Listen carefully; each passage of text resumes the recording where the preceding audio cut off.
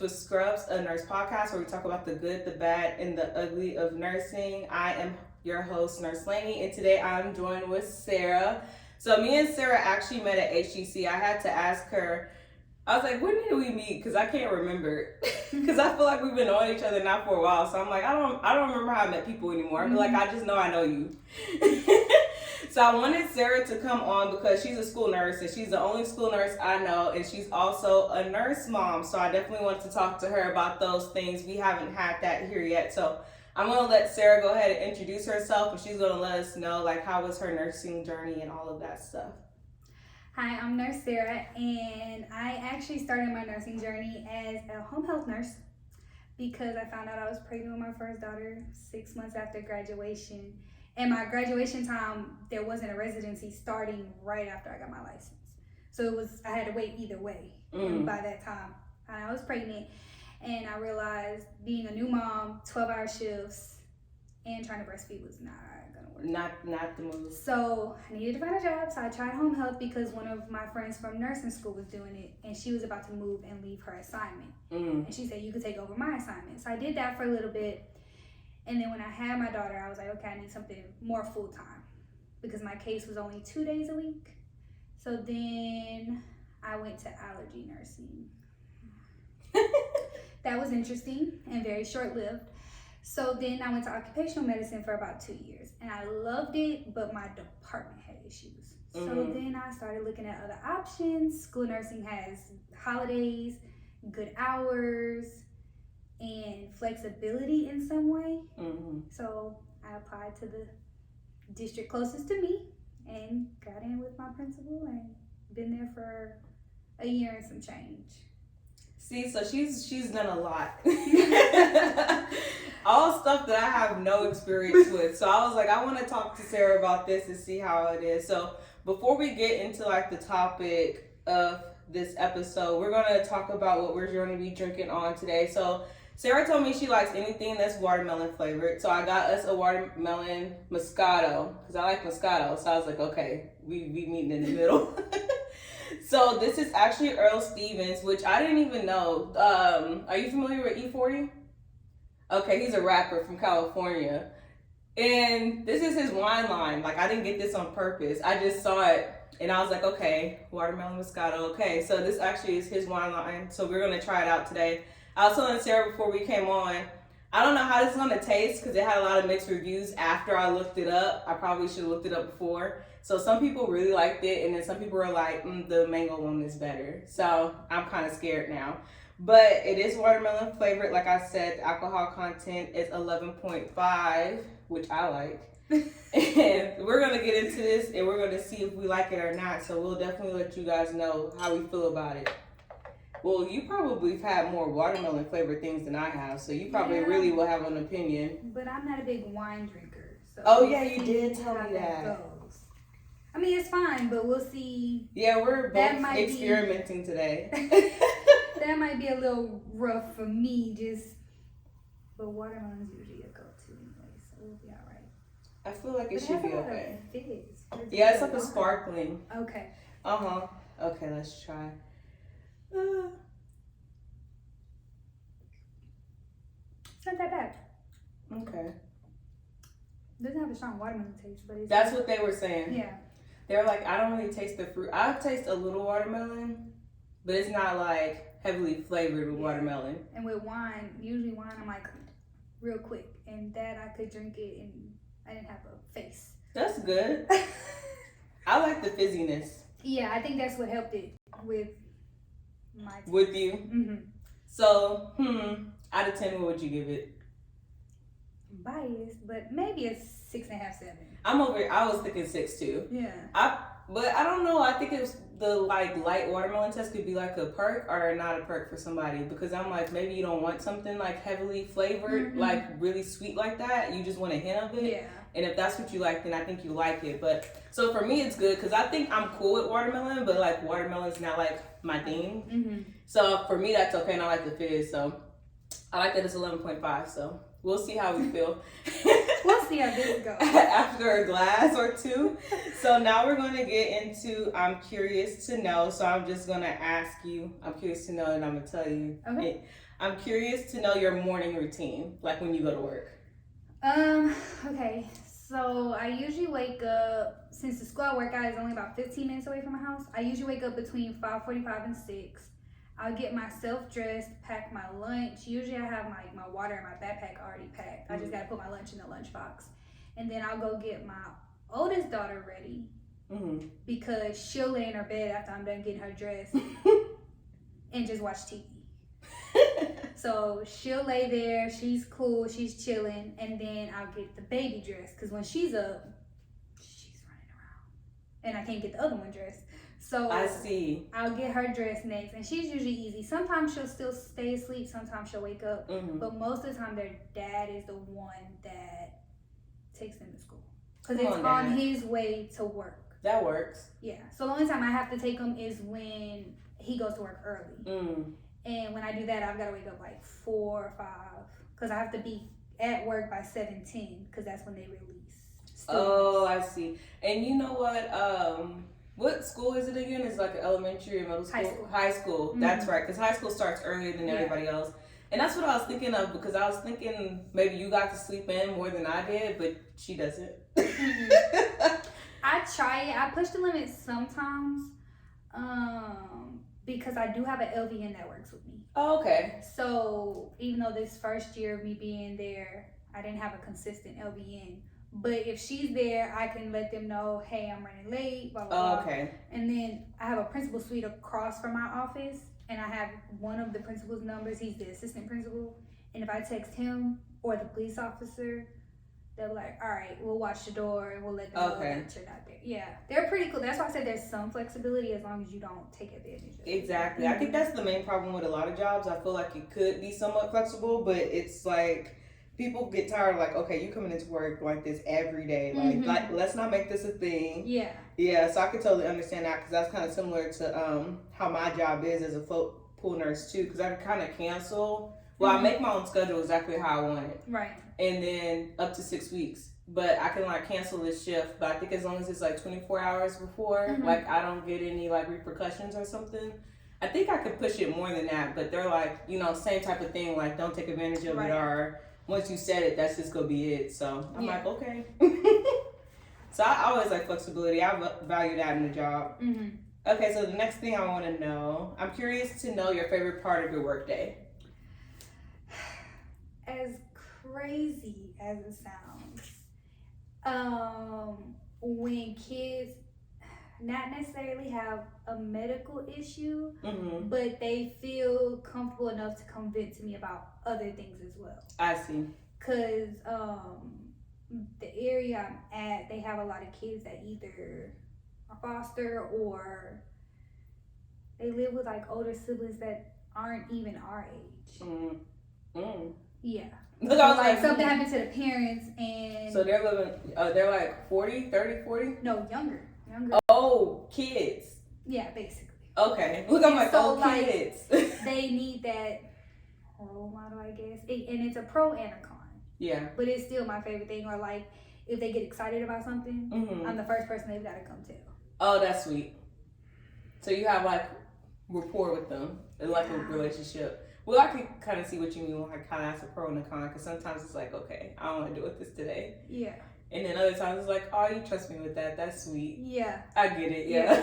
Or sometimes they'll take advantage of it, but it's like, if they're crying, what you want me to do? Yeah. And the principals act like I'm supposed to just kick them out. And I'm like, but y'all didn't see how they came in. That's true. And they say, I don't want to talk to the counselor. And I'm like, okay, well, I'll just sit here and listen. But yeah, that's my favorite part. It sounds crazy, but yeah. I could get that though.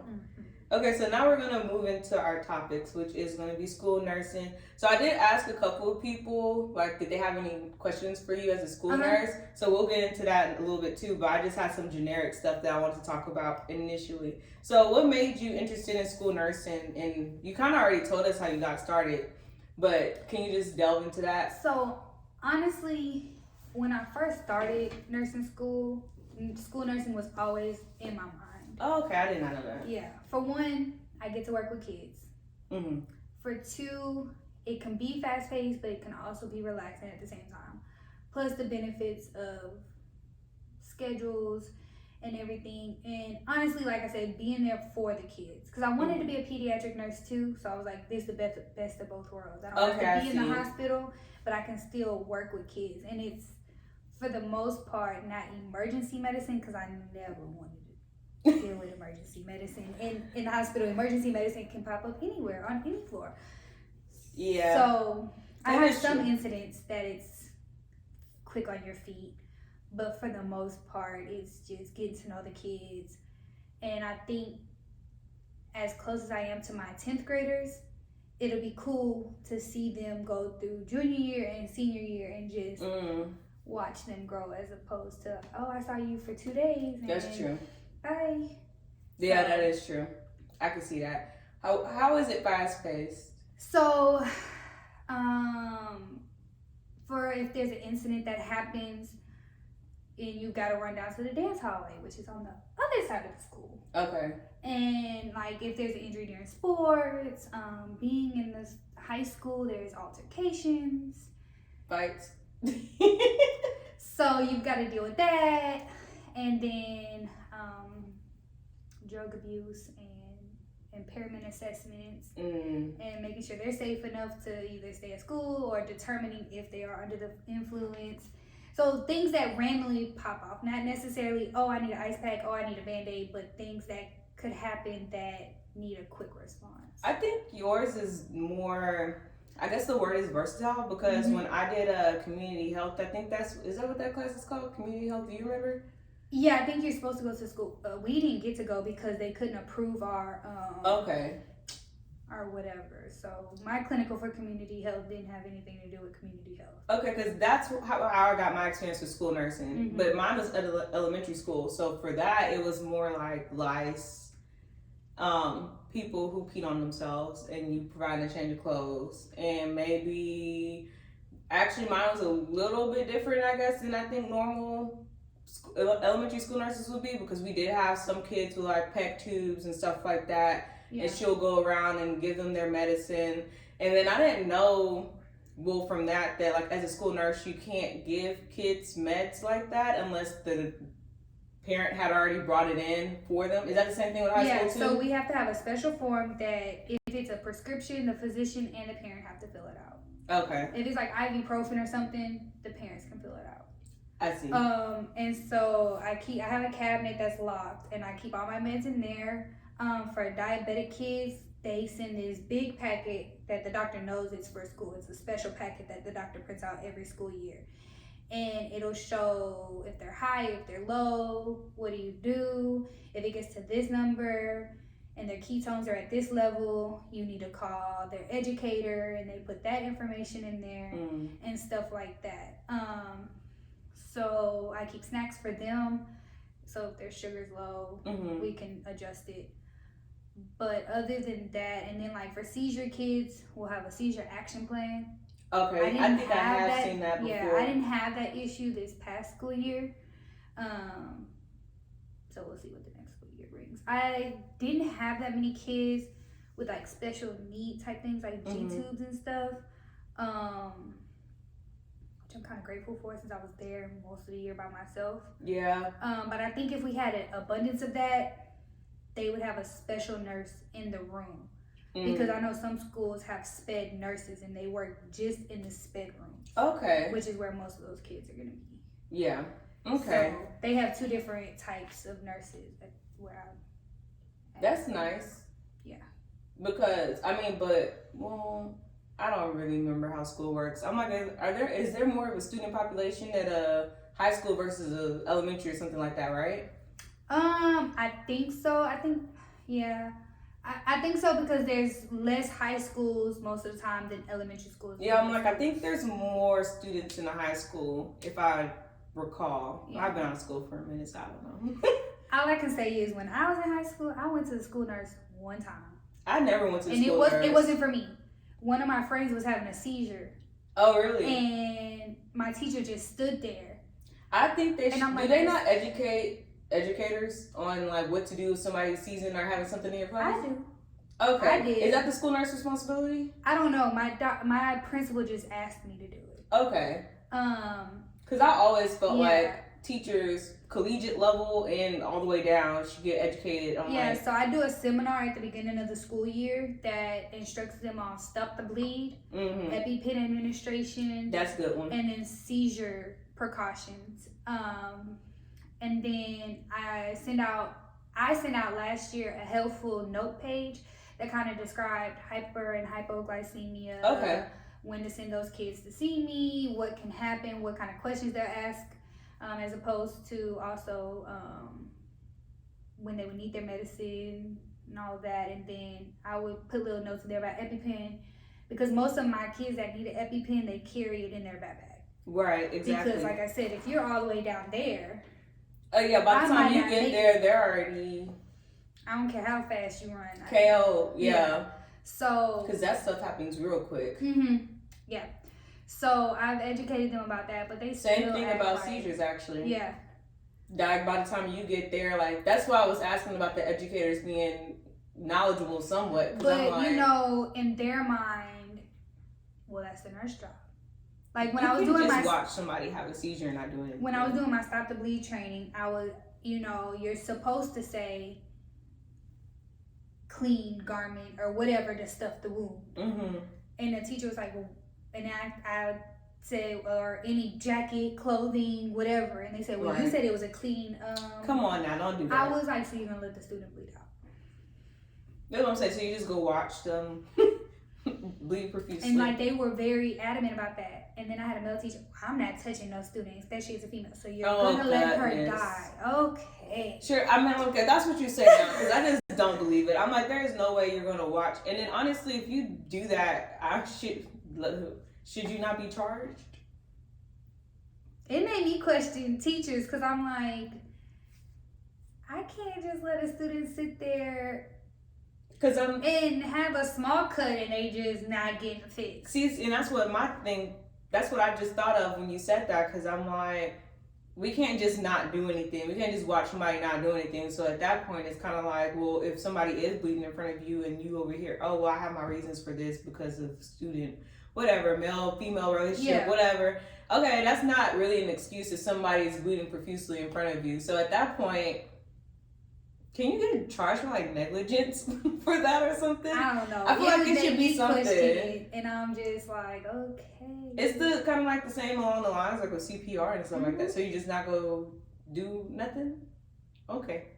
Yeah, but I think too, I would have been like, noted. So I'm like, oh, I gotta be everywhere at once. No way. Yeah, there's no way. That's one thing I can say that's a downfall. Even though I'm supposed to have an LVN with me, the scary part, I may be getting ahead of it, is you're the only healthcare person on campus. That's what I'd be worried about with school nursing. It terrifies me.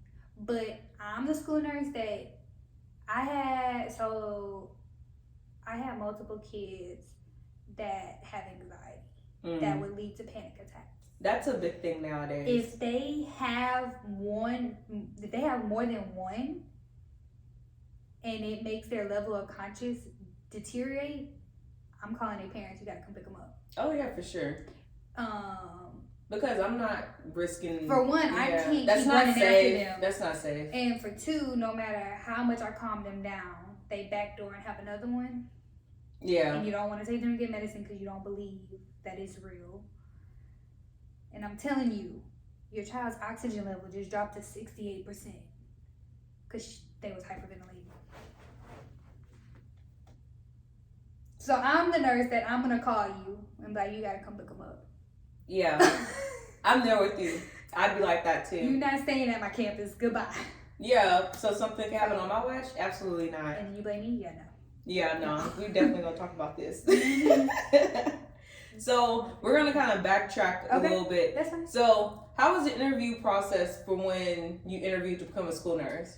So honestly, I don't remember great details. I feel like, so first of all, there's a head nurse for districts. Okay. So when you apply, all your information goes to them. They call you and ask basic questions about your history of nursing and this, that, and the third. And then they say, okay, we like you. You hit all the qualifications. I'm going to send your name to the pool where it'll go to the open schools that need nurses. It's up to the principals to decide if you fit their criteria, and then they make the final decision. So it's kind of almost like a 2-part. Yeah.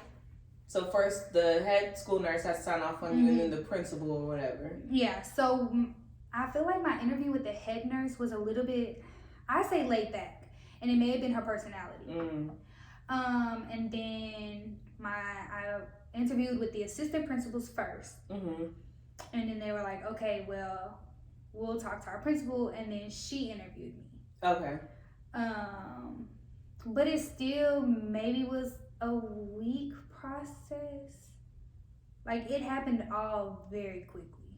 Okay. You feel like it was like kind of like generic interview questions, like tell me about yourself? No? Very detailed? Yes, like the principal would throw out detailed incidents they've had that happened at the school. Okay, so they're giving you a real interview. Like, what would you do if this happened? Yeah. Scenario type questions. And then they warn you, like, it may not be the best thing. Like, if you can't handle... Oh, I see. Let's say this certain type of behavioral group. If you can't handle them, this might not be the campus for you. Like, I knew about the fights and the drugs and all of this. I was about to say, we kind of used to that, but I don't want to make it sound like we went to horrible schools, but, you know. And I think that what made my principal more comfortable was knowing the high school I came from. She was like, all right, you can. See, that's what I was saying about, I was like, we kind of used to that. That's what I was like, not saying we came from horrible schools, but it's kind of like, it's not unfamiliar. It's not like you never seen it before. Right. It's not like we went to like all white preppy school and then here you are. But random thought process that just popped into my mind. Or not thought, whatever. You know what I'm trying to say. They do that for nurses, but they don't do that for cops. What? Like where they work at. You know what I'm saying? I don't know. Because they're like, oh, these are the type of people you'll be dealing with. That kind of like makes you think. I don't know. I think it depends on the department, I think, or the campus, because so we have 2 campus cops, and then there's a sergeant that patrols the area, and he has certain campuses. So, you know, they're asking me questions, well, where you come from, because the nurse is going to work very closely with the cops, especially on a high school campus. I mean, I guess that makes sense with the fights and everything else. And then if they need to be detained, So go ahead and hold them down for me. They wanted to get real acquainted with me. So the sergeant was asking me questions. I told him where I came from. And he was like, oh, so you a troublemaker. He said, you gonna fit in just fine. Because apparently the school I went to has gotten worse since I was in school. Based on the stories I heard, I agree. Sips watermelon Moscato. I'm like, really? Yeah. I don't know. Interesting. But yeah, we work very closely. So I've gotten to know my police officers. And when I was there by myself, if I had an emergency, they were going to be the first ones to come help me. Like, they drop everything. Yeah, because I need you to come help. Because you're the only one else that's going to give CPR if I need it. Because obviously I can't rely on the teachers. Fair point. Fair point. That sounds bad. But, No, but I always compare other people's careers to ours because I feel like ours is always held at a higher standard. Like, I feel like if we make any type of mistake, like, that's your ass. Whereas with other people's careers, it's kind of like what's the word? Leeway, I guess. And that's why I was saying the cops, but not even just necessarily school cops. I mean, like, police in general. This the area you're going to be you used to these type of people, like, don't be coming up in this neighborhood scared, like, this is what you go get type of thing. Yeah. I wonder if they do that. I don't know anything about cops, but if they don't, they should. Yeah, I think my principal told me that because the RN that was there right before I came, she was only there a year. Oh, she didn't last long. Poor thing. And now the one before her, I think she was there a little bit longer, but I don't necessarily know how much longer or how many years. Did they feel any type of way about you being young? They didn't even comment on. I mean, you're not really supposed to. I think that's like discrimination or something. But I'm just curious. No, I think they liked it in a way because they thought that I would be able to connect with the kids better. And actually, the nurse that was there before me, she was younger than me. Oh, really? Because most school nurses, I'm like older. But I think I see that more in elementary, maybe. It's funny you say that because now it's a really good mix. I feel like where I'm at, there's a lot of younger ones, but I think they've ended up there because of starting families or just they got tired of dealing with bedside politics. Yeah. I'm tired of that too. That's why I do what I do now. Okay, so can you tell us about like your average work day, like the full events? So I get there in the mornings. Usually mornings are pretty slow unless it's kids that their parents made them come to school even though they weren't feeling good. And it was like, well, tell the nurse to send you home. Okay. So their attendance will get taken. Oh, they sneaky. Yeah. I don't think about any of this stuff. Yeah, so that's the only time I get real busy because I don't really have meds in the morning. Med time is usually lunchtime, and I'm up for like a whole hour giving meds. Okay. Because, you know, in high school you have 3 different lunches. That's true. So not all my diabetics have the same lunch. So they're constantly coming in. We do 4 periods a day right now. It's changing soon. So usually second period kids are kind of tired of being in class. So that's when I get them stragglers. Oh, I got a headache. Oh, my stomach hurt. And I get a little busy. Like I said, lunchtime is usually my med time. So I usually try to eat by 11 because we're usually in lunch from like 11 to 1 something. Okay. And then the afternoon can go both ways. Either it be real slow, I get them kids that they tired of being at school. They ready to just. So if I don't have a lot of kids, I'm either updating immunizations, sending out letters telling them, hey, your kid needs a shot. I'm missing this vaccine. They either need to go get it or you need to turn in proof. Because a lot of time, you know, they'll take them to their well child and get their vaccines, but they don't think, oh, I've got to keep it updated at the school. Okay. And with Texas, you have to have your vaccines or we can withdraw you from school. Okay, that I did remember from before. So I'm usually doing that, and we're working on becoming paperless. So I'll go back and like charts that haven't been scanned in, I'll scan them in. Or I'm always trying to clean stuff up, reorganize stuff, keep up with my order list because we put our own orders in. So we have to keep up with our supplies. And that's the basis of it.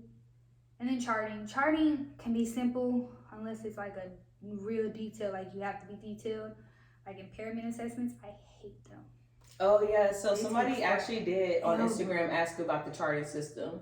So how is that? So it is pretty basic, I would say. It's not a lot of clicking where it's easy for you to do. Like you can click, okay, alert and oriented ×4. But they still want you to write notes next to it. What do you mean by that? Oh, so you have it. That's what you mean by detailed, right? Mm-hmm. Okay. So, and I mean, they have like little things where it's like demeanor, calm and normal and regular, but they still want you to like describe it. Okay. So it's basically you gotta write what you see. So it's kind of like almost like double charting in a way because it's like I can't just click on it and go about my day. You go on like a very descriptive. Yeah. The only time my charting can be very basic is if it was a headache. Okay, all I did was that makes sense. Temperature, or a stomach ache or something like that. Yeah, it's pain level, temperature and stuff like that. Cramps, real simple. But they want you to chart on everything. So the kid just come and ask you for a Band-Aid. Oh, really? You're supposed to chart on it. Okay, that's annoying. Yeah, that is annoying. Do I chart on it? That's annoying. A Band-Aid? Girl, get that from your friend. If they come for a pad, I'm supposed to chart on it. Oh, yeah, I don't like that. That's not important. And most of them just grab the pad and go use the restroom. Right. And how are the impairment assessments you say you don't like? So, it's like a full-blown physical assessment, basically. Okay. I mean, it's focused, but at the same time, like you're checking alertness, you're checking their demeanor, you're checking pupil sizes, reactive to light, if they can keep their coordination together. You gotta do a Romberg test to make sure they can balance. If they can't balance, oh yeah, you are doing a lot. And then you gotta type all that up. And it's funny because I have kids.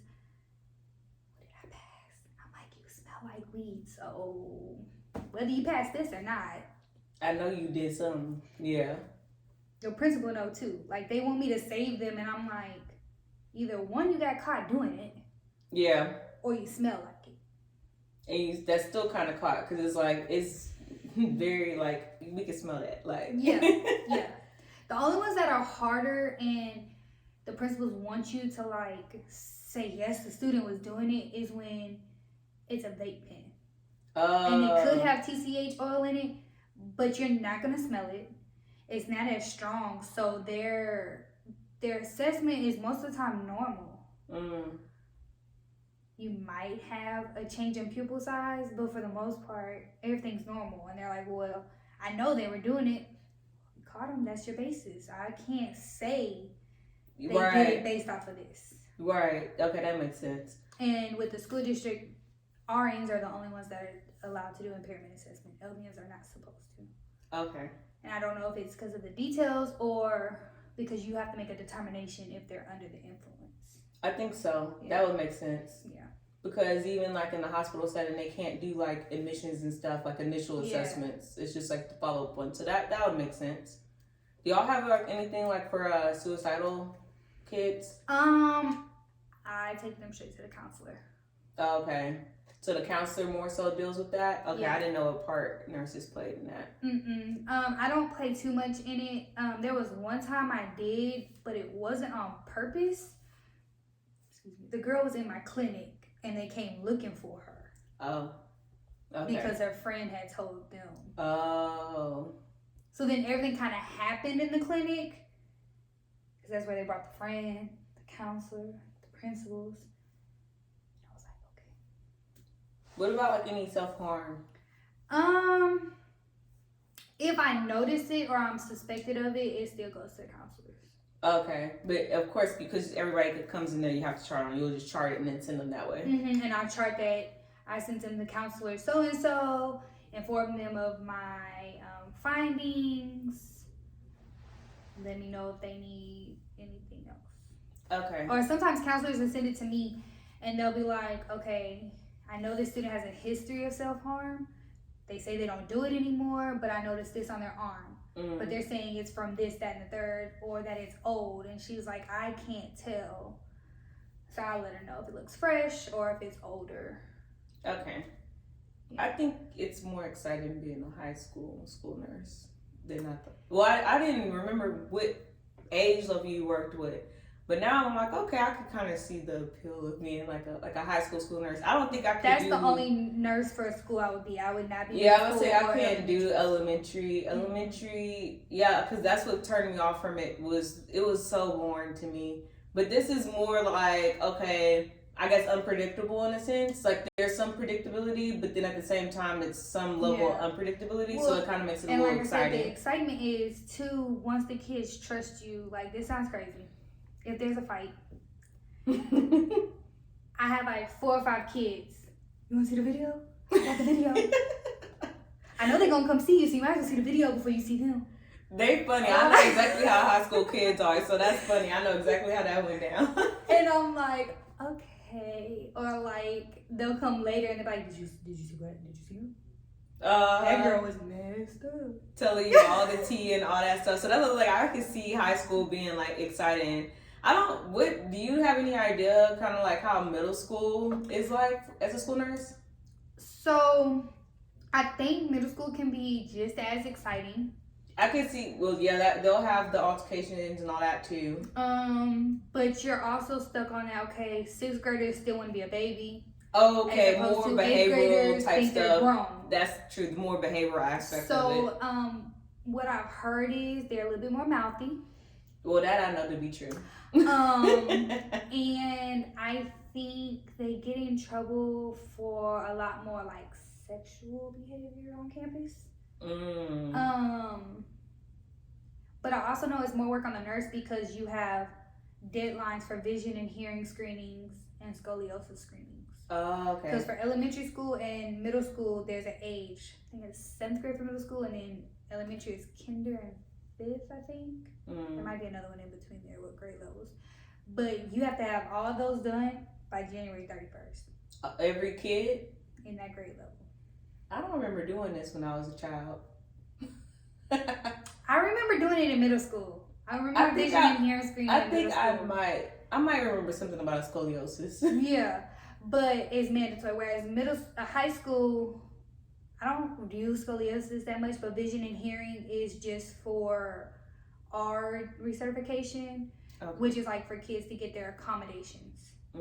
So they need updated vision and hearing for those, so they can update accommodations as needed, or recommend them going to see an eye doctor or something to see if that's what's causing their issues in school.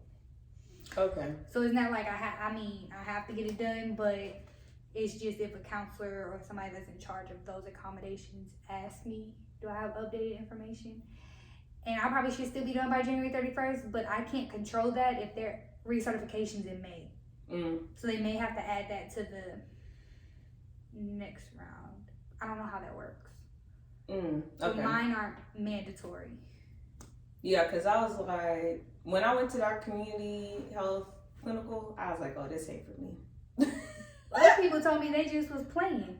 Because a lot of times it would fall during field day time. I was watching movies. I actually was studying for the most part. But then sometimes I'm like, I am bored. There is nothing to do. Because, the nurse is doing charting stuff. I can't do that with you. I was just not here for it. But now, talking to you about it, I'm like, okay, I can kind of see like high school. I think it's different when you're the lead nurse. When you're the one in charge. And everybody comes to you for everything. Like, that was part of my LVN's problem. First of all, you didn't come to like September, October. They've done had me by themselves for a whole month and a half. Of course, they're gonna call my name before you. So she felt like she wasn't seen, and I'm like, well, not to be rude, but you don't really go out there during emergencies. Oh, they don't know her. Well, you're not seen because you don't put yourself to be seen. Right. Okay. And then even my temp nurse, when I got a temp LVN for the end of the school year, because they knew we were about to get busy, I felt like she didn't care enough about the kids. She was just there to get a check. I see. So tell me how all these different roles play. Like, do you delegate to the LVNs basically? So like those kids that are coming in with Band-Aids and pads, you like, hey, you go ahead and take care of that. Yeah. Okay. Are they proactive? I guess it depends on the person. You have to tell them to do that, or are you just like... the LVN that was there when I started last March of 2021, she was really good, but she had been there for 8 years. Okay. So, really, she took everything until it was something that she knew an RN had to do. Okay, so that relieves some of the... Yeah. The one that was there at the beginning of this school year, she was good, but she also had her own medical issues that kind of made it harder. So there was times where she couldn't move as fast, so I would get up and do it. Okay. Even though it was something she could do. That's why I didn't blame her too much about moving in emergencies, but you can't feel a type of way and you can't exert yourself like that. Yeah, that's true. And then I don't think she liked our student population in a way. And I will say this. My students got used to a certain situation because when I was there by myself, it was hard to manage the clinic when I'm out here every other day chasing out kids that's hyperventilating. And my door's open because I can't, if something's wrong with y'all, y'all need to be able to go in there and sit down, and they took advantage of that. So then when the LVN would try to regulate it, they were like, well, we don't know you, we don't have to listen to you. I see.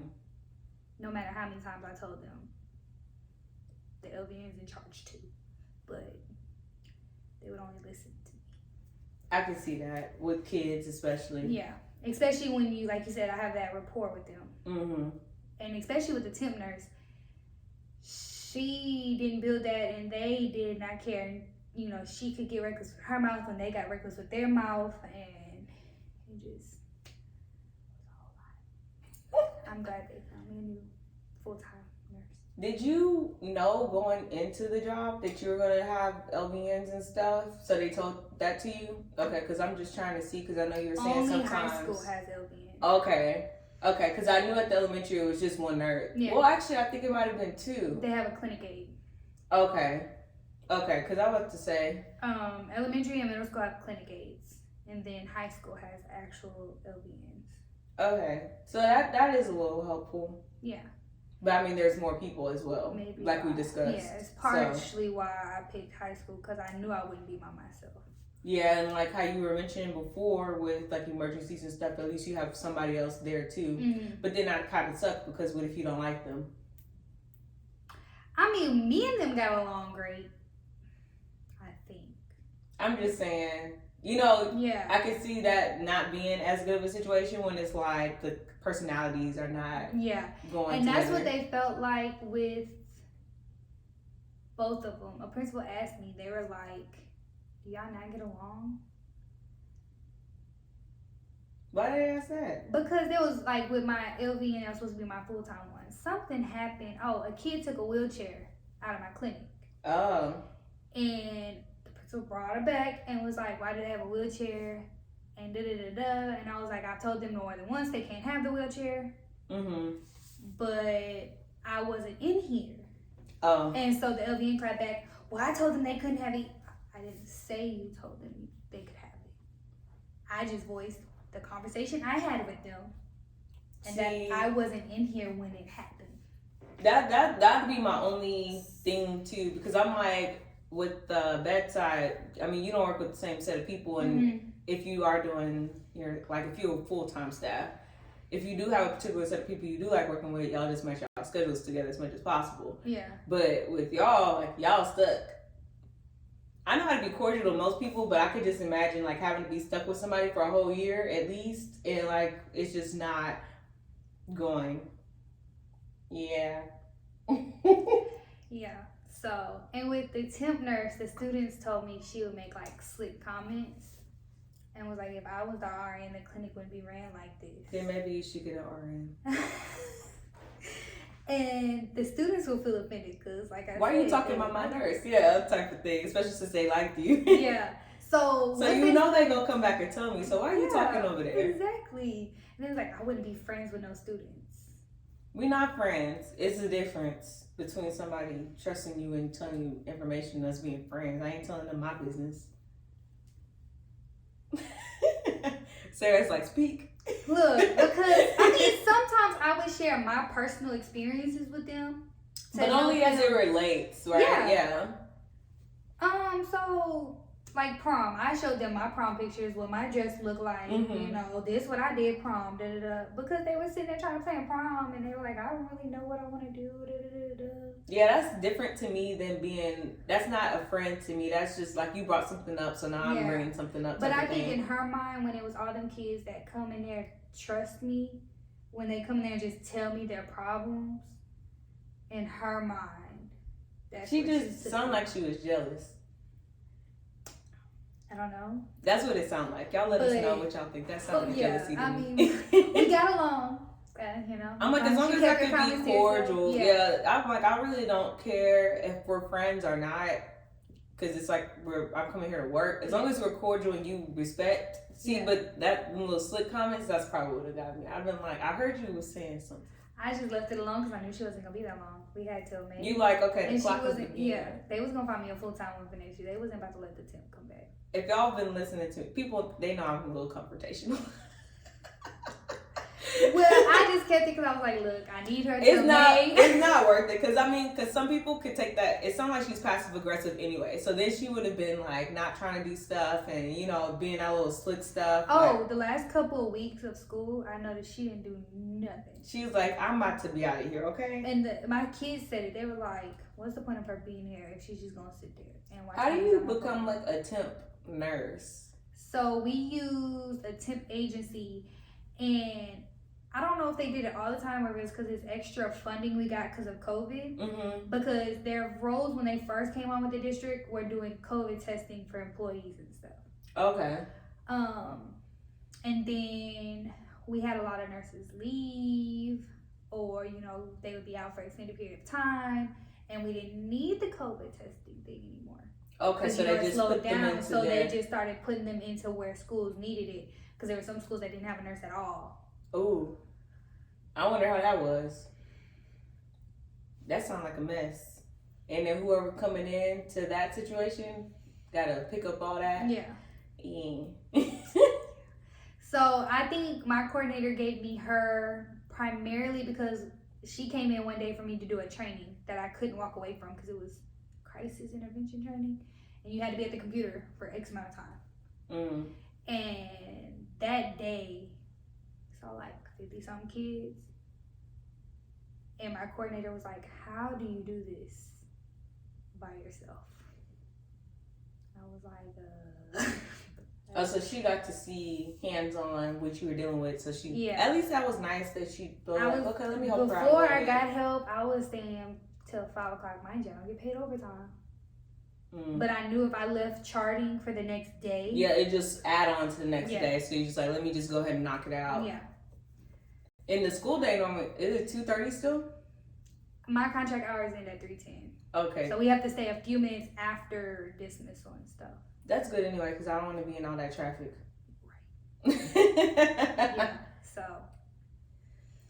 Okay, we're going to shift, I guess, to the working mom. So I think you working as a nurse is probably the perfect setup for you as a parent.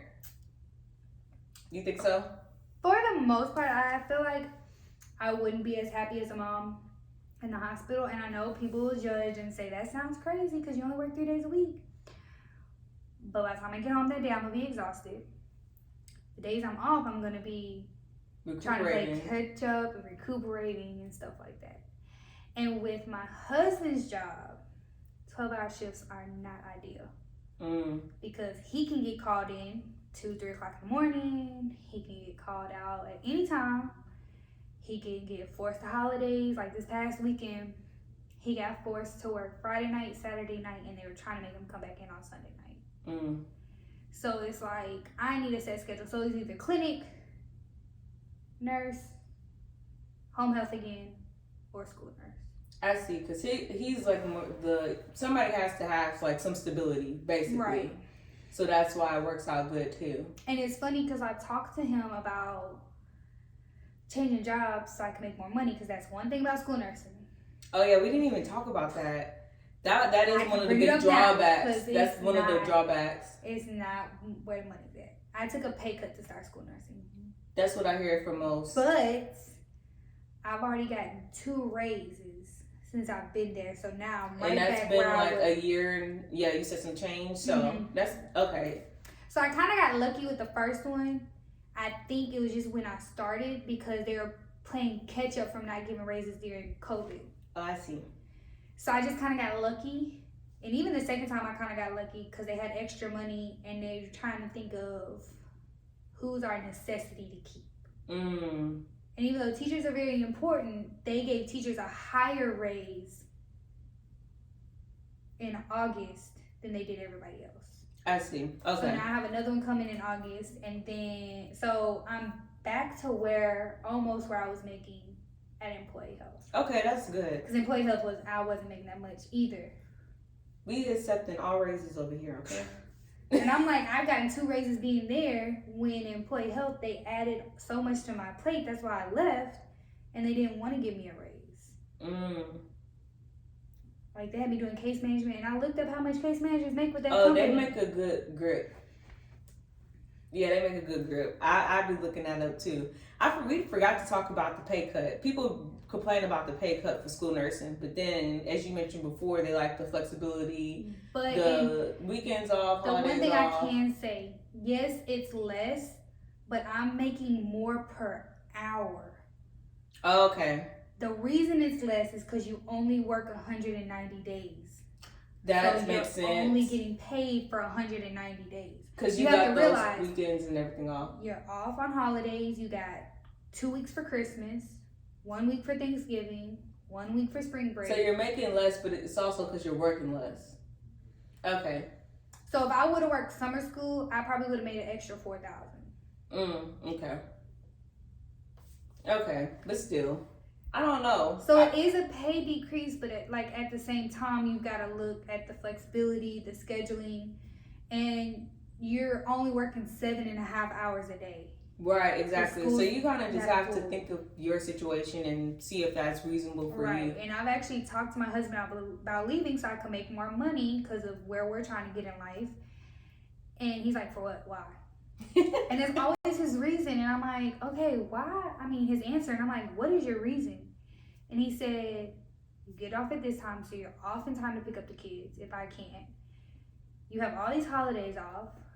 Our oldest is about to start school. She's got 1 more year. He said, so what are we going to do with her when she's out? That's how you have to think about stuff. That's how I have to think about even what I was doing too. It's like your personal life, I guess, so kind of dictates what you would want to do as a nurse as well, because it's like, okay, but does that fit the lifestyle I'm trying to maintain? Right. And I have mom anxiety. I don't like to admit it like that. But yes, we have help. Yes, we have people that can watch them. But I don't want to always put my kids off on other people. Right. Yeah, I understand that. So if I can be there as much as I can, I will be. Right. So that's why, I mean, this is the perfect type of situation. Right. Yeah. The only other thing that can get better than this is working from home. Yeah, and I don't think I want to work from home. I need to get out the house. You think you could do it? Probably, because I would be getting out the house enough dealing with the kids that it'd be cool. I'm not been a mom, so I don't know. Yeah. It'd be cool. It might be worth it. I mean, I'm in a remote nurse group on Facebook just because I like to see what they have to say and like salaries and stuff. And it's iffy. A lot of them love it. A lot of them are ready to go back to bedside. So it just depends. Yeah, because I'm like, I be trying to think about what I want to do, because then, like, in the future, because then I'm like, if that's what I want to do in like 3 to 5 years or something, then I mean, I have to start preparing for it now. Yeah. Like, if you want to go back to school or whatever. I don't want to go back to school, by the way. Glad I'm not the only one, because baby, I thought. I do not. I never thought. I knew I did not. As soon as I finished and I got BS and RN, I said, oh, that's it. No, I thought I did. You know, I contemplated it. And then I realized, going back to the work from home, there's nurses making $100K sitting in their living room. Yeah. So what am I going to get my master's for? When I can do so much with a bachelor. And make the same. Yeah, because that's my thing. I'm like, first, you need to pay for mine to go back to school if you want to do that. You got to pay for it. But I don't want to be tied down to a hospital system, because then you'll have to basically be there for that amount of time. I want to be able to move if I need to move, you know? And as much as I love the patient interaction, even in a school setting, I feel like if I have to make a change, informatics and something like that will be my next go-to if I had to, thinking that my schedule does work for my kids. But like we mentioned, high school goes to school earlier, it gets out earlier. Right. But there's no promise I can get to the elementary school to pick her up in time before teachers get off duty. So I don't really know how that'll play a part. We'll see how that goes when she finally goes to school. But there might be another change in my future. And I think more of like the IT side of nursing. To be honest with you. I'm trying to think, because like I said, I've been, so now I do float pool nursing. So with that, like I said, I can do my schedule however I want. And now I'm actually a PRN because I wanted it to be like, if I wanted to work, I could work. But if I didn't want to work, I didn't have to work. So that's why I'm PRN now. And then since I'm married, I'm just on his health insurance. Because a lot of people normally be like, well, how are you doing? And I'm like, I have a husband, thank God. If not, I still get like private insurance or something. But anyway, I was doing that too because I'm like, eventually when I do want to start having kids, I could still do this and like my thinking is he works from home. Mm-hmm. So I could work like on the weekend day or like a Friday and Saturday or something like that. That's still 2 shifts, like kind of like part-time hours, and then I'm with them the whole rest of the time or something of that nature. Yeah. I will say there's only one thing. Even if I did have the schedule, I'd be home more, I would definitely still use daycare because of the developmental skills for the children. So like, yeah, that's true. My youngest, I didn't think about just that. turned 2, and everybody compliments how she talks so much better and so much sooner than her older sister and her cousins. Like her grandfather is like, that's her talking, and I'm like, yeah. Even the daycares notice it. And so with my oldest, my mother-in-law took care of her up until she was about 15 months old because she was retired at the time. And so she decided to go back to work. So then we put her in daycare well after she was a year old. I see. And even though she had great interaction because her cousins were staying with Nana too, it still wasn't structured and learning environment. Okay. And my youngest had to start daycare at 3 months because I had to go back 12 weeks. So I can see the difference, but you know, I know at our daycare they do drop-in prices. So if I was working 3 days and I wanted to keep them home a couple of days, I could, and I would just drop them in the days I needed to. I need to think about that then, because I was thinking mostly from a financial aspect with how much that stuff costs. Because I always ask mom nurses, I'm like, how do y'all do this? Especially the ones that work bedside. I'm like, how y'all do this and what does it look like and stuff? And I'm like, they're paying, they're working to pay for daycare. So I'm like, I could just not work and take care of my own kids. So I was thinking of it that way, but I didn't even think of it like developmentally, like being around other kids their age and socializing and stuff like that. Now, I would definitely, if I had the ability, maybe wait till they're a year old. Maybe. So you could save a little bit of money. So like, for instance, since we're being moms and this, that, my husband wants 2 more kids.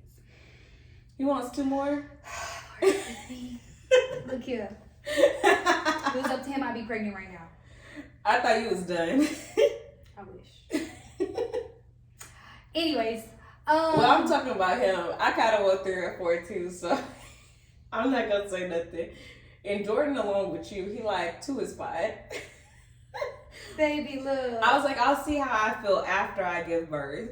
Baby, look. And it's not because I've had hard pregnancies. Still. Both my pregnancies were easy. Delivery was easy. I'm like, I might change my mind. I don't know. But for one, I've had 2 summer babies. So I've been pregnant. In Texas heat. Yeah, that's not it. Back to back. You gotta realize, my kids were back to back. Summer was just a year old when we found out I was pregnant with Kenzie. That's how they say they do, though. The hormones be crazy. And then I breastfed Kenzie for 15 months, so I've only You really went had a right break. back. I've only really had a break from like actually doing stuff body wise. Not even a year. Yeah, that's a lot. Again? Anyways, he wants another one. So I thought, you know, working in the school district would be cool because, you know, if I can actually plan it, Right. get pregnant here, deliver around March, April, I get my regular maternity leave, and then I have the summer. So we'll save a couple of months. Y'all must say give you more of a break too. Yeah. And give me a couple months more without sending them so fast back to daycare. So that's been a discussion. It's kind of made him excited because he thought, you know, it's coming. It happened like right now. You're like, no, next year. My bad, yeah. But that's another benefit I could see. But at the same time, like I said, we'll see once the oldest one starts school if this schedule is really where it's at. Because daycare is different than school, that you got set hours. You got to come pick up the kid. Right, exactly. Whereas my daycare is open 6 to 6. Okay, yeah. So even yeah. if I was working in a clinic, you could still go get them. Yeah, that's true. See, I be like, what I'm gonna do? But that's why I picked this, because since it's a higher hourly rate, I could work less and it's still good. I So follow I'm like, somebody we'll see. that's one of my husband's co-workers. And that's what she did for a long time. She just switched to school nurse, but yeah, she would just be PRN. Oh yeah, and that too, yeah. That's why, and then since he works from home, that's already a huge advantage. Yeah. So he, like, if I'm going in, then he just watch them or whatever. But I didn't even think of, like I said, of the aspect of them being around other kids. Like I said, take your time, you know, save that little bit of money, but also, you know, don't hinder them either to where when they get to school. It's like, but I feel like you may be the mom too that you will do learning stuff at home with them. No, that I will do. Yeah. So it may not be that big of a difference, but it's also it's still just being around. That was saying, still being around other kids and stuff like that. That's a huge deal. Let me tell you, and we don't have like young kids in my family. Yeah, my youngest one is a bully. She beats up her sister all the time. Not the youngest one. And so you gotta stand up to your sister. Knock her around. I tell her that, and then when she does it, it makes the baby cry. Well. No, she's like, "Oh, come here." I'm like, "See, this is why she bully you." You can't knock her around and then say, "Come here." Oh, she feels bad. She's a sweetheart. She can't stand to see her little sister cry. She is a sweetheart, and that's the little sister just knocking her around. Poor thing. And even when I'll get onto her and the baby cry. Why you make my baby cry, girl? Go sit down. I'm trying to help you. But you know, the way she acts at home, I'm surprised when the daycare's like, "Oh, she's so good. She's so well behaved. She tries to help, you know, the other kids." And I'm like, "I'm talking about the right child." Right, my child. You sure it's this one? They're like, "Yeah." I'm like, Interesting. So even if they do get that interaction, they gonna do what they want at home. Yeah. And you can't promise that it'll carry on or anything like that. But I will say, our daycare, I've heard other daycare fees. My daycare fees really aren't that bad. So I paid $365 for 2 kids. Oh yeah, I think I heard that. Yeah, that's cheaper than what I've heard. Cause I'd be like, "That's how much you pay?" Oh my god. I'd be like, "Oh no." I think with Kenzie, it'll drop once she hits a certain age. That's what I've heard too. They're like, below 1 or whatever. Yeah. And if I'm not mistaken, you worked while you were pregnant too, right? Mm-hmm. See, and that's how far up did you work? So with summer, since I was doing home health, and I wasn't working that much, I did work up until, so technically, if you want to get technical, I stopped working way before my due date. But that's because when I went in for my 34-week checkup, she was measuring 2 weeks ahead. Oh, okay. So by my next checkup, they were like, she can come at any time. Oh, dang. And they were like, if you wait till her due date, you're going to have a C-section. So we kind of did everything we could to make her come early. So I technically probably stopped working 2 weeks before she actually came. But it was like a month and some change before her actual due date. Okay. Kenzie, I worked up until 2 days before my due date. Oh, you worked almost the whole time. See, I don't know. And I know for sure, like, bedside is different. Because when I be watching these moms waddle around. Right. Cause you with that big old belly, I be like, When I was pregnant with Mackenzie, I was at occupational medicine. Right. So a lot of my stuff, by the time it was time for me to have her, I was doing a lot of emailing, like, with infection control and, you know, stuff like that. They didn't really have me going out doing stuff that much. Especially because COVID was hot and heavy. Yeah. So they didn't have me doing none of the COVID testing or anything. But it was still a lot. Like, I would have been at work on my due date if she didn't come. Like, if she wouldn't have came that Thursday, I would have been at work on my due date. But I'd be looking like, this looks tiring for me. Like, I'm just looking at y'all waddling, and I'm like, I don't know. My big boss was like, you look tired. Y'all, it be looking uncomfortable. I'm like, this don't look comfortable. You look hot. You look like you need to sit down. Are you okay? And I know for me, I'm like, I don't know. Yeah, she was like, are you okay? And even like one of our nurse practitioners there, she was a women's health nurse practitioner. And she would look at me. She said, what they said at your last appointment? I was like, I'm not dilated. No contractions. They were like, she was like, but you look like you're ready to have this baby. And I am. She can come out now, please. Evacuate the princess. And she would like question it. And I'm like, look, I don't know what this child's doing, but it's hot. So needless to say, my big boss, she was like, go ahead and take the next couple of days off. Because I had a doctor's appointment that Thursday anyways. So she was like, don't even come in. Because what I would do was take a half day. And I worked a lot of extra hours during COVID, even though I didn't get paid for it. So they would like let me take off to go to my appointments and not use my vacation time or sick time or anything like that. That's one thing I miss about that job. I loved what I did. I loved the people I work with. But the shady stuff they was on, I wasn't having it. Them politics. So that's one thing I missed though.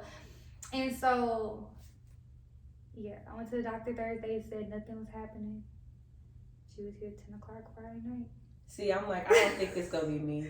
I'm like, nah. That's why, so they do have like the different levels of PRN. So now I'm PRN 2, so it's basically kind of like part-time hours. So 2 shifts a week. But before I was PRN 1, I was like, okay, look, you gotta go to work. I still was working like a good amount, but I didn't have to. So knowing I didn't have to, I'm like, okay. But I went up to 2, and I was like, if I want to go back down to 1 when I'm ready, can I do that? And they said, yeah. So I think that's what I'll end up doing, is I'll just go back down to 1, because then I can work like a shift a week or something like that when I'm closer. But I'm like, see, the way y'all be looking, I'm like, I don't think I'm gonna do that. I don't know. I'll see how I feel. Just feel it out. I'm like, playing it by ear. My sister-in-law, she just had a baby. She was sick as a dog her whole pregnancy. See, that's why I'm like, I don't know. She was miserable, and the baby was born like 4 to 6 weeks early. Dang. And before she went into labor, she kept saying, I had my throwing up under control. I had the vomiting and nausea under control. I've been sick the past 2 days. And she was describing stuff. She asked me about sciatica, because that was one thing when I was pregnant. I had sciatica. Horrible. I still have it. Off and on now. And she was like, and then when the kids just be tearing us up. Baby, and it's like restless leg syndrome. So it'll just hit me in the middle of the night, and then my legs just jerk, and I'm like, okay, I'm not pregnant no more. Y'all can calm down. But she was asking me in the pain she was describing. I was like, that don't sound like it. Yeah, you need to go to the doctor, sis. Yeah, and then my husband came over and said, she's in labor. They're on the way to the hospital. I said, I should have known. Because just the way she was talking, but my deliveries, me going into labor, were so easy. Like, it was like 1 minute I'm fine. Next it's like, all right, we're doing this. That's crazy. And her symptoms lasted for like 2 days. Oh no. See, I know too much now. After we took the L&D and all that class, I was like, oh, they didn't tell us all this. So have you floated to L&D? I'm just curious. Oh, I know this no. is not No. And I never will. Never will. No, so I'll float like all different types of med surges, like ortho, stroke units, well, that's like neuro, GI, and especially in the medical center, they have it broken down into like different surgical, so like neurosurgery, cardiovascular, and stuff like that. Like, they're really detailed over there. So they'll float me to any of those.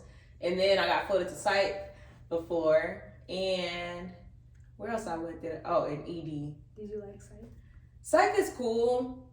I always got along with psych patients, even when they're on the medical floor. Yeah. Like, because I think part of the problem with nurses with psych, I just think people don't know how to talk to people.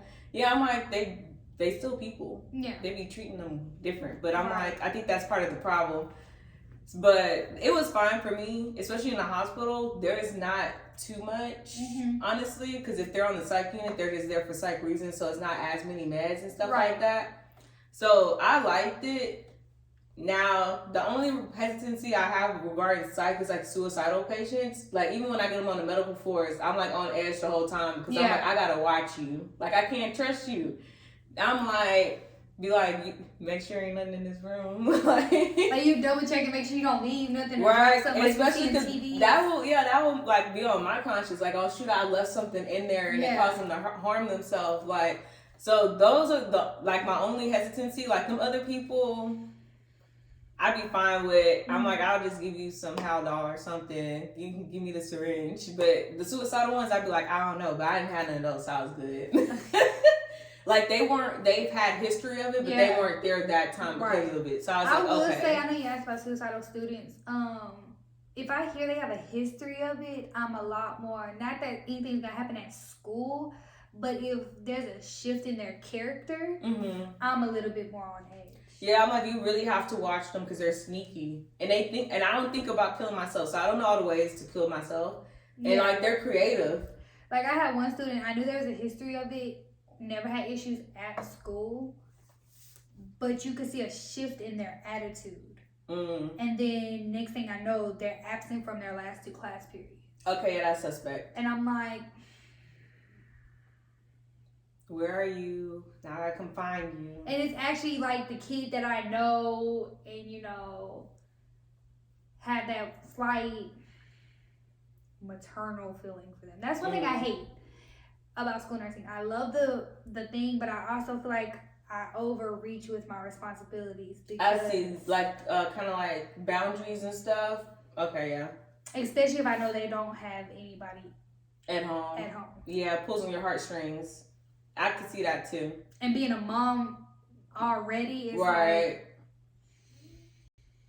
See, that's why I was asking about that. I call them my babies. Like my best friend was telling me something because she's a teacher and she's made a comment. And I made a comment. She said, "Nah, don't disown them now." Them yours. Them yours. Them yours. I'm like, I guess. Yeah, so that's everywhere I've been. So, I mean, that's my excitement. Where am I going to be today?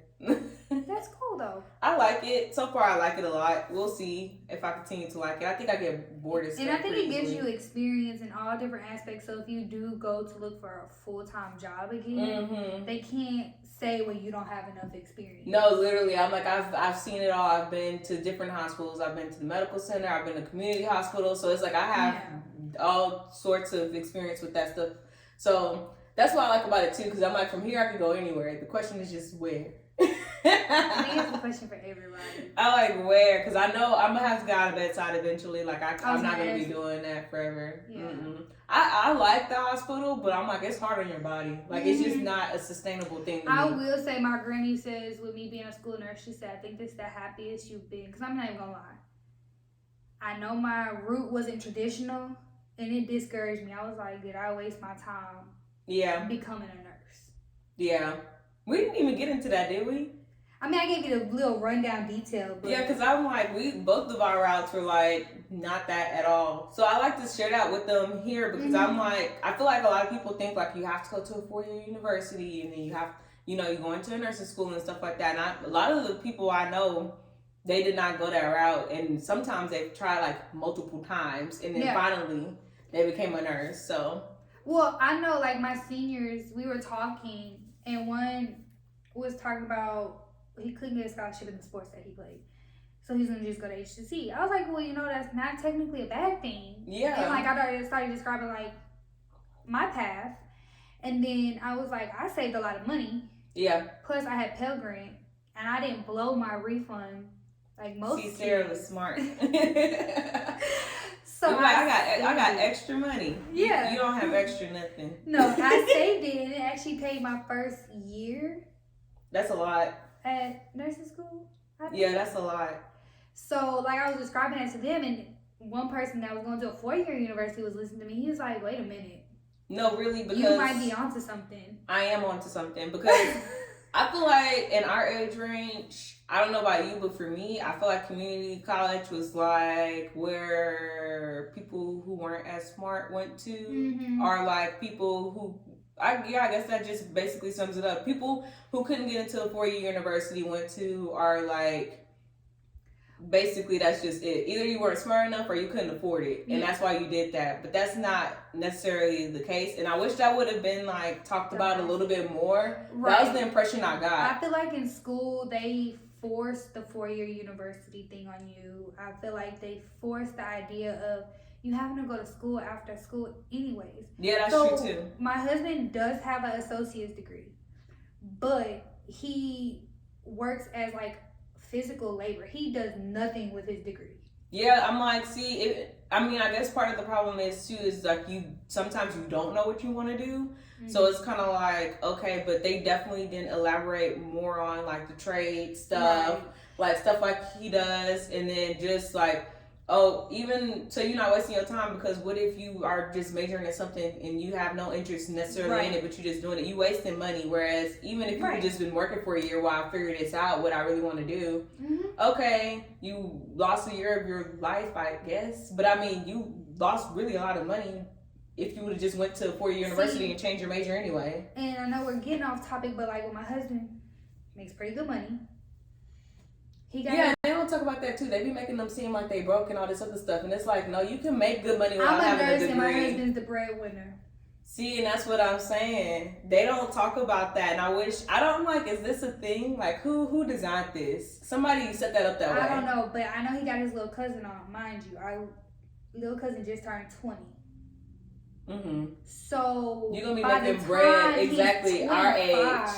Before then, by the time he got to get through 4 years, and he can start almost making what they're making. See, and that's what I'm saying. So, for those people out there not going a traditional route, I mean, honestly, you can become a nurse. Don't stress about it. Like, you become a nurse any kind of way. Great. Don't get me wrong. Don't let my comment discourage you. It's just what we were taught. It was it's how it was ingrained in us. You get out of nursing school, you got to go to a residency, and that's what was forced down our throat. I'm not even gonna lie. That's how I felt. That's how, even I went to their career day as an alumni, and all these nurses were describing this, and I was like, because I did forget some of my history. I did flu shots, flu clinics with a temp agency to kind of fill in gaps too. And that was my first job after getting my license. And I was describing that, and you could see like the instructors' faces as you're like telling these students that it's okay to not go that way. And honestly, because it's just like, I don't know. I just don't know why that's a thing. Like, first the 4-year thing, and then you have to go to a hospital. That's not necessarily the case. And I just feel like a lot of the other options are not explored as much or not talked about. Right. That's definitely why I wanted to have you on. I think most people do know about school nurse, but we don't really know what that actually looks like in real time. So I wanted to talk about that too. I know there's a lot of people that talk about how, it's easy. It's not easy, because like I said, you got to remember, you're the only healthcare provider on campus. Mm-hmm. So anything medical-wise, they're coming to you for. Yeah. But I will say it's rewarding. Yeah. Because like I said, I built these relationships with these students. And they trusted me with certain things and things like that, as well as even like staff members. Most of them are very grateful of you being there. Mm-hmm. Because they know, like, they're trusted. Like, even parents. I have one mom. She is so grateful for who I am. And that's what makes it work. That's what makes it worth it. The gift she got me for Nurse Appreciation. Ooh, think about that. On Nurse Appreciation Week, you the only nurse in the whole building, so everybody can get you. Baby, don't get excited. It's better than the hospital. You gonna get a pizza. Because my kids... They're like, oh yeah, we got you. I got one student, she made me a goodie basket with all my little favorite snacks. That's better than the generic pizza for the whole unit. Yeah. She might get a cold slice of. Yeah, and then another one of my students got me my favorite snacks twice. I think there was once they noticed I was having a bad week, so like her and her boyfriend got together. That's sweet. And bought me this. And then the mom I was talking about, she bought me a pair of shoes. See? That's already better. And I felt weird taking them. And she was like, no. This is for you. Yeah. Shoes are a lot. That's a big thing. It's the ones I have on my feet right now. Thanks, Mom. Yeah, so it is rewarding, but like I said, it's also taxing. You gotta realize there's a lot on your license. There's a lot going towards your license. Yeah. But like I said, I'm the nurse. I'm quick to send somebody home. I'm quick to call 911. Right. It's all about boundaries and knowing. Yeah. Knowing yourself. And same thing like with being at the bedside. You know something's wrong with this patient. Okay, I'm going to tell the charge nurse. I'm going to call rapid response. Right. You do everything on your part to alleviate the pressure off of you. And cover your bases, really. Yeah. And like I said, I did question myself as a nurse because, you know, like I said, it's ingrained in us. You have to work in a hospital. But there's been incidents in like personal family incidents. Mm-hmm. And my sister-in-law's like, why aren't you in emergency department somewhere? Why are you not doing this? She was like, you don't see like your response time. You don't see how you handle things. And I'm like, yeah, I do. You can be like that, but you don't have to necessarily work in that. But it validated that I you know what I'm doing. Yeah. And I've learned I trust do your not. gut. I trust my gut, but I do not like EMS. I don't like paramedics. Oh yeah, they're little buttholes. I've encountered them in the ER. They're little buttholes sometimes, but. I think back to that point though, that is true though, because people ask me that too. Oh, why don't you do IC or why don't you do that? Like I feel like I could do most things, but I'm like, just because I can do it don't mean like I should or want to. You have to think of all the other stuff that comes along with that, and it's just like I'm good. Right. Well, we even had an incident with death, and we knew it was coming. The person was on hospice, and the nurse couldn't get there. I stepped out. It was too much for me. They called me back in there because the breathing rate changed. So I basically called death without it being my job. And I learned I can't. Like the death, yeah. I can't be a hospice nurse. I don't want to be on the floor with people about to die. Yeah, and certain situations will let you know, never like, work with geriatrics. But yeah, I was like, y'all can wait till the nurse get here. I'm good with that stuff. Like, I can handle it in the moment, but just because I can don't mean I want to once again. Because I'm like, I mean, and it was harder. It was family. Yeah, that is definitely tougher. Plus a child. Oh, that makes it 10 times worse. Yeah. But it's just like, I don't want to, like, I feel like that's kind of like negativity. Like, I don't want that around me all the time. Like, this is my job. Like, I'm walking into this all the time. Like, no. Yeah. So you'll learn, especially in clinicals and stuff, like what you're willing to deal with and what you're not. Dang. That'll give you a sort of idea. Yeah.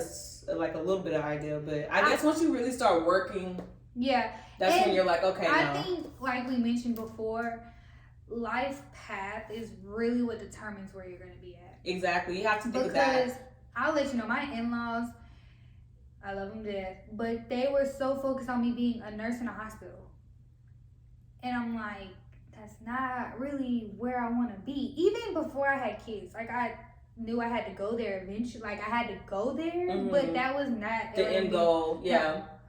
I was like, well, but this hours, that's what y'all think until you're on your feet 12 hours a day. Exactly. It's hard physical work. Let's not talk about the questionable patient to nurse ratio. The questionable everything. Everything is a questionable. The questionable other nurses you work with, the questionable doctors. Well, I just wanted to say that nice way possible that we don't really have the safest, from what I've heard. Everything is questionable. It's like, how is any of this going? Yeah, so like I said, it's rewarding, but it's also taxing, and I don't want people to get the idea that it's an easy nursing job. But everything comes with their own. Yeah, it's definitely worth trying if you need the extra benefits. That's true. Yeah. And honestly, like the good thing about nursing is that you can always go and do something else. Yeah, it's to not be like honest. you have to stay like right. You can always change and do something else. You see, Sarah had like 4 or 5 jobs over here. And I forgot to tell you how long I've only been a nurse. It'll be 6 years in September. Right, and I've had maybe 3 or maybe 3 or something like that, and I've been a nurse for 4 years. I will say, you know, at first I felt bad about it, but I talked to one of my nurse practitioners. That's kind of common. Yeah, and she said even as a nurse, she changed jobs once a year. She Yeah. said, because that's the only way you're going to get that raise. That too.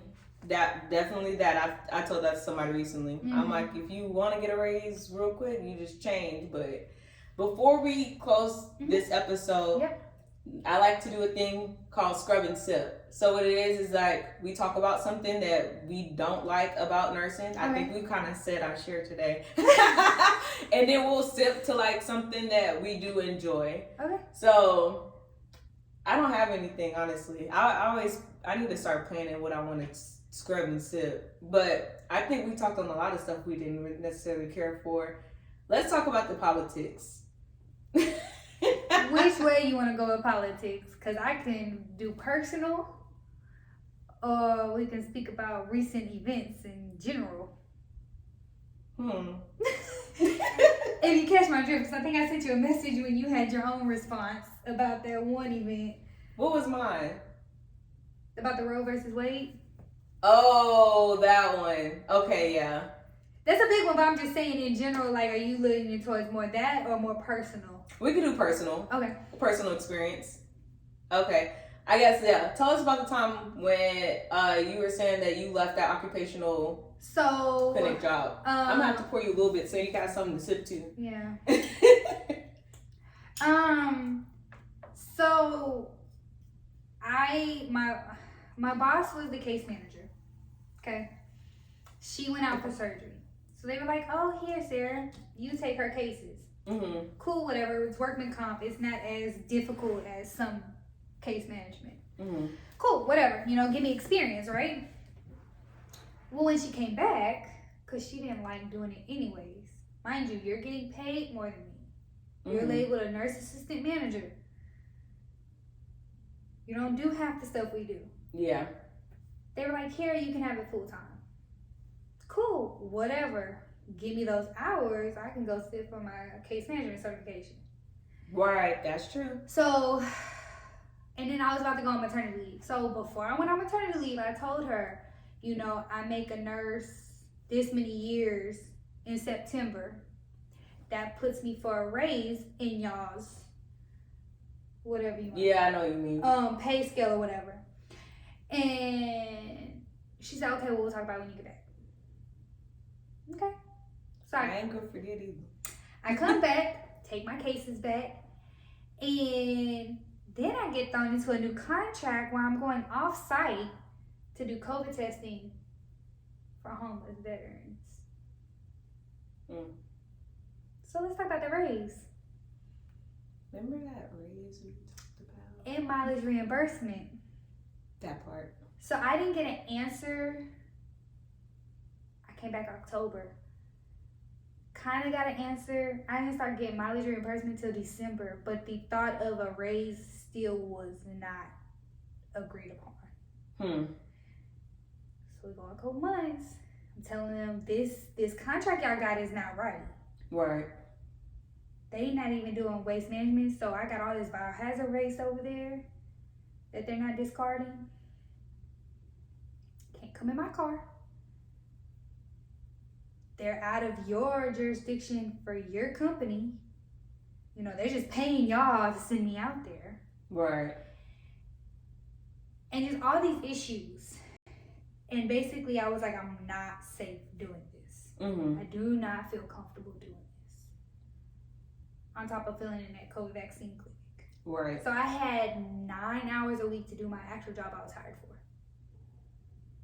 And take on case management. So I was like, okay, I'm gonna bring up this raise again. And we're gonna take away this contract because this is not working. Yeah. Either thing happened. So, kept looking for the job. Put my 2 weeks in. What can we do to keep you? I like to say, if you want to get somebody's attention real quick, put that 2 weeks in. I'm telling y'all every time. I told them, I've been talking to y'all since October about a When raise. you put that 2 weeks in, they'll start singing your praises. I swear to God. I actually have a similar story to this. I was like, I've been putting it on your radar. I need a raise. I've talked to you about this several times. I have it in email asking about mileage reimbursement and a raise. And all y'all responded to is mileage reimbursement. You said you read I it. didn't get it. to December. So at this point, and by then our big boss had retired. So they had some manager from some other clinic coming to help. And she was like, well, I can get you a raise. Give me your resume. I shouldn't have to give you my resume. Yeah, why do you For need one, that? you have my original resume. For two, you know the work I do here. That should be based enough. So annoying me that I kept asking for a raise, didn't get it, and then as soon as I put 2 weeks in, that's what they do. What can we do to keep you? Nothing. In my previous hospital, and this gonna be my scrub too, because that just reminded me of that. In my previous hospital, I was working night shift, and I had been asking to go on days since I had got engaged. So that's how long it was. Mm-hmm. So I had that was a long time ago. So when I got engaged, I knew, because we had talked about this before, with like working night shift and like whether or not we wanted to do.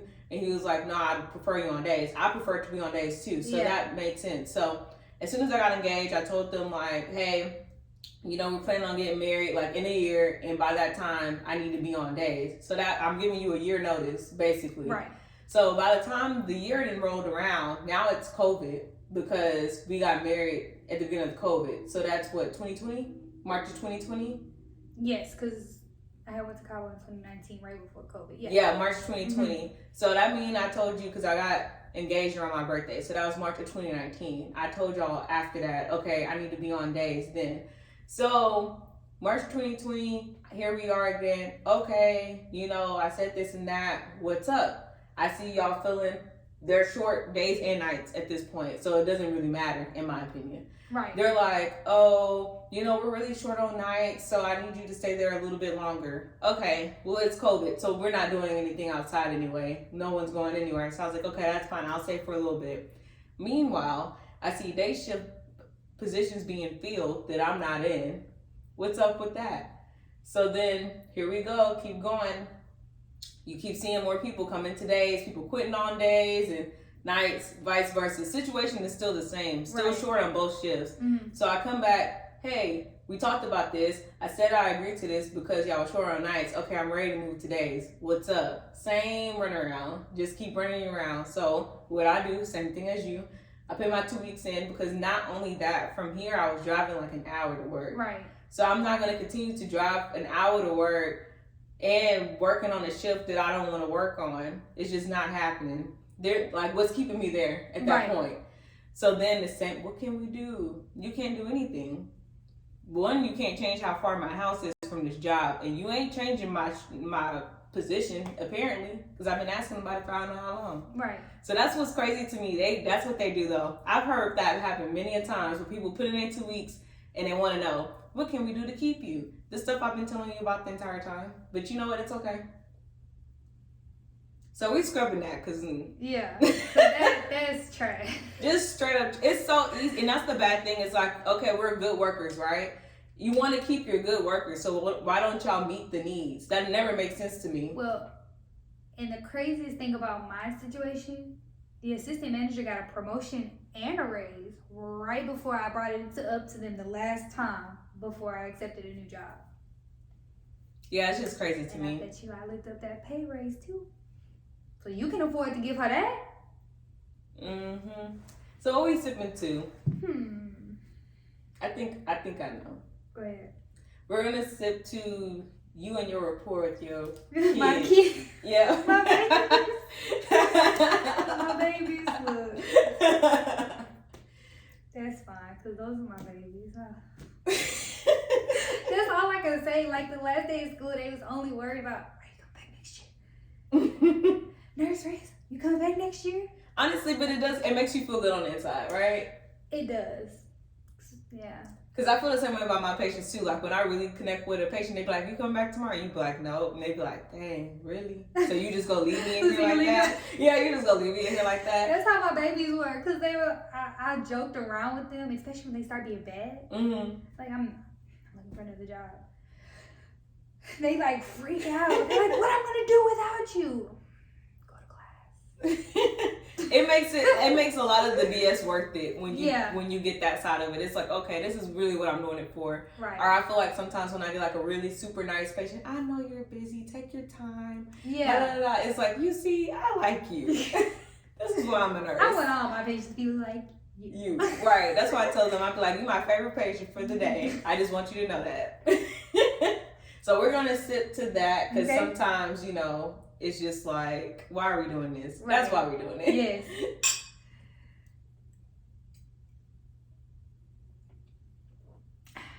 Final thoughts on this drink. She drank hers, y'all. I did. And that's surprising. Mm-hmm. But I like the fizzy. I like the sparkling. I think that's what it is. I think it's because it's sparkly. Mm-hmm. And so it kind of kills that like wine taste that I don't like. Yeah. So now you know. Moscato. Well, the watermelon Moscato. Take a picture. Right. So I want to thank you guys for joining us for today's episode. Thanks, Sarah, for coming here and teaching us about school nursing. Yeah, we had a good time. So hopefully you guys enjoyed the video. Go ahead and like, comment, and subscribe about any of the things. If y'all have any questions for Sarah, type them down below in the comments and I'll ask her and follow up with y'all later. So we'll see you guys next week. Bye. Bye.